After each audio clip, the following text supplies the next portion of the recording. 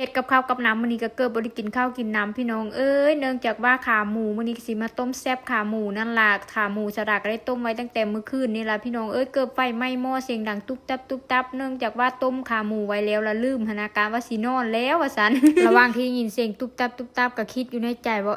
ปกติมันบ่เคยมีมาแคะกระดูกอยู่แถวนี้นะว่าซั่นคิดพอขึ้นมาได้โอ้ยต้มขาหมูปลาไว้แล้วเอาไปสิเกิดไฟไหม้หม้อยังโชคดียังบ่ทันไหม้หั้นนะคนไปคนมาโอ้ยยังได้กินอยู่ก็เลยเกิดบ่ได้กินเมนูนี้พี่น้องเอ้ย ตอนทำอิสระก็ต้มกะว่าอาบน้ำเอามาแล้วขาหมูก็สิเปื่อยพอดีหั้นนะแต่ว่าลองกดเบิ่งแล้วมันยังเปื่อยบ่คักก็เลยว่าโอเคเดี๋ยวเฮาสิต้มปลาไว้นี่เดี๋ยวไปหาภาคเสียงแล้วเพื่อแล้วสิเอามาเบิ่งหั้นนะพี่น้องภาคเสียงแล้วก็ลิ้นโทรศัพท์ไปมาได้ยินเสียงตุ๊บตับคิดพอว่าตัวเองต้มขาหมูปลาไว้ ทรงนี้ก็จักเป็นเพื่อลืมหน้าลืมหนังพี่น้องเอ้ยเนี่ยละคิดหลายโพดเพราะว่าเหลือคิดน้ำเงินน้ำข้ามนี่ละพี่น้องเอ้ยเศรษ